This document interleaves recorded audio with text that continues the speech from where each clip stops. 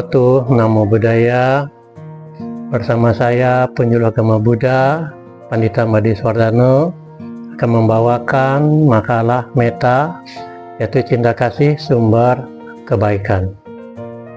Sebelum saya menyampaikan, akan membacakan dulu, akan saya paparkan, yaitu Dhammapada Yamakavaga 1 dan 2. Pikiran pendahulu semua kondisi batin. Pikiran adalah pemimpin segala ciptakan oleh pikiran.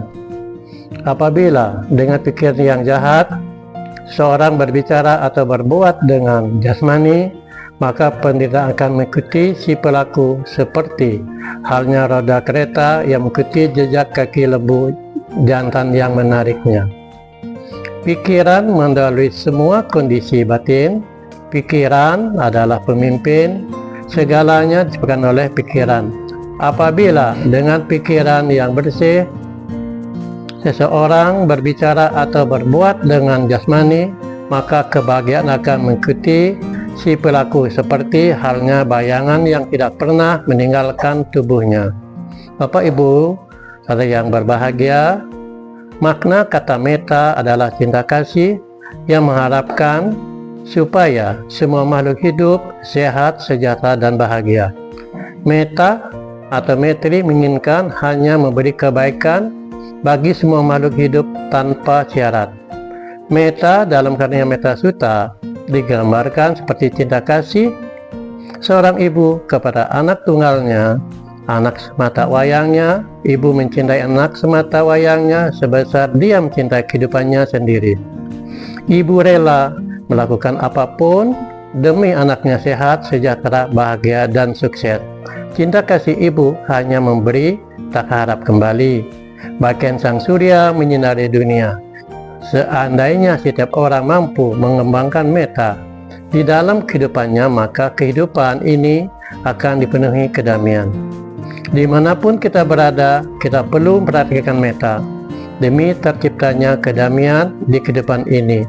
Cinta kasih dan kekerasan tidak dapat hidup berdampingan, karena cinta kasih atau metta berupaya membangun, sedangkan kekerasan berupaya merusak.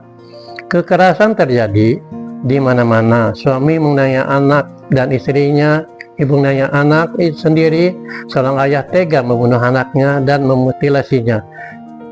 Pendukung kesebelasan dari suatu kota merusak kendaraan, menganiaya dan memukuli dengan benda keras sampai pecah kepalanya seorang pendukung kesebelasan lain dari kota yang berdekatan.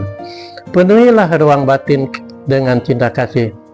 Jangan biarkan kosong, karena cinta kasih adalah sumber semua perbuatan baik. Cinta kasih membuat kita mempunyai kerelaan dan kepekaan melihat orang lain atau makhluk lain mengalami penderitaan yang bisa dikatakan karuna. Perasaan kasihan mendorong kita untuk menolong, bukan sebaliknya membuat orang lain atau makhluk lain tersakiti dan menderita. Di dalam kasih sayang tidak ada kesempatan munculnya ketidaksukaan, munculnya kepenolakan yang merupakan benih-benih kebencian dan kemarahan.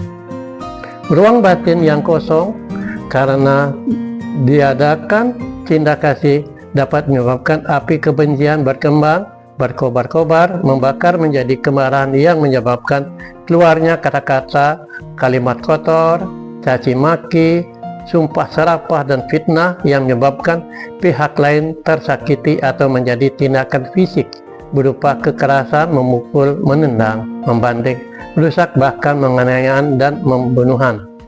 Cinta kasih bukan hanya menjadi sumber kerelaan hati kita melihat penderitaan saudara kita, tetangga kita, kawan kita, atau siapapun yang tidak kita kenal sekalipun, tetapi cinta kasih juga sangat berperan membuat kita mempunyai kerelaan melihat kebahagiaan orang lain atau makhluk lain. Melihat kesuksesan, kebahagiaan saudara, tetangga, teman, atau siapapun, kita ikut merasakan kebahagiaan yang dirasakan pada saat batin dipenuhi oleh cinta kasih. Tidak ada kesempatan iri dan dengki muncul dan berkembang di dalam diri kita. Kasih sayang menjadi sumber keseimbangan dan ketenangan batin. Tidak ada kesenangan yang luap-luap, tidak terkendali, dan menyebabkan fanatisme, tidak pula kepahitan yang mendalam, dan menyebabkan lahirnya ekstrim. Cinta kasih menjaga moral kita. Ada 5 latihan moral sehari-hari umat Buddha, yaitu bertekad melatih diri, tidak membunuh makhluk hidup, bertekad melatih diri menghindari pengambilan barang yang tidak diberikan, bertekad melatih diri menghindari perbuatan asusila, bertekad melatih diri menghindari ucapan bohong. Saya bertekad melatih diri menghindari minuman mabukan yang menyebabkan lemahnya kesadaran, termasuk narkoba. Orang yang ruang batinnya dipenuhi cinta kasih, tidak ada kesempatan muncul kehendak melakukan kekerasan, apalagi membunuh, karena itu menyakiti dan merugikan pihak lain. Orang yang ruang batinnya dipenuhi cinta kasih, tidak ada kesempatan di dalam ruang batinnya muncul kehendak untuk mencuri atau korupsi, karena itu merugikan dan menyakiti pihak lain. Orang yang ruang batinnya penuh cinta kasih, tidak ada kesempatan munculnya niat untuk melakukan kekerasan seksual, pelecehan seksual, karena itu menyakiti pihak lain. Orang yang ruang batinnya dipenuhi cinta kasih, tidak ada kesempatan munculnya niat untuk berbohong, menyebarkan fitnah, mencaci maki, dan berkata-kata kasar, karena ucapan tersebut menyakiti pihak lain. Orang yang ruang batinnya dipenuhi cinta kasih, tidak ada kesempatan munculnya keinginan untuk mabuk-mabukan, karena mabuk menjadikan lemahnya kesadaran yang sangat memungkinkan seorang melanggar semua aturan sila atau moral. Orang mabuk bisa membunuh, bisa mengambil barang yang bukan miliknya, bisa melakukan pemerkosaan, bisa mudah berbohong dan mencaci maki. Sang Buddha menganjurkan murid-muridnya untuk senantiasa mengembangkan batin, yaitu dengan bhavana atau meditasi.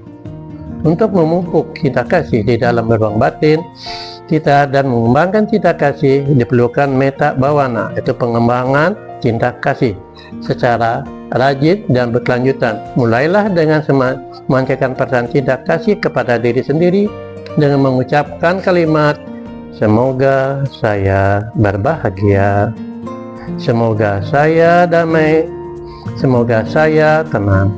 Hadirkan perasaan positif tersebut dan letakkan di tengah dada kita. Ketika perasaan itu memudar, segera sadari dan ulangi harapan tersebut secara lisan berapa menit dan berapa kali. Ulangi kalimat itu secukupnya untuk menimbulkan perasaan bahagia. Tersenyum membantu menghadirkan perasaan batin yang bahagia. Ketika ujung bibir kita naik, maka suasana batin kita ikut naik. Sebaliknya, ketika ujung bibir kita turun, maka suasana batin kita ikut turun. Begitulah sederhana cara mengisi batin kita dengan metta cinta kasih. Jagalah agar ruang batin kita senantiasa dipenuhi perasaan bahagia, perasaan damai, perasaan tenang, sehingga tidak ada kesempatan sedikit pun untuk muncul dan berkembangnya kekotoran batin yang disebut dengan kilesa di dalam batin kita. Demikianlah sila rohani agama Buddha. Semoga bermanfaat, semoga semua makhluk hidup berbahagia. Sadhu, sadhu, sadhu.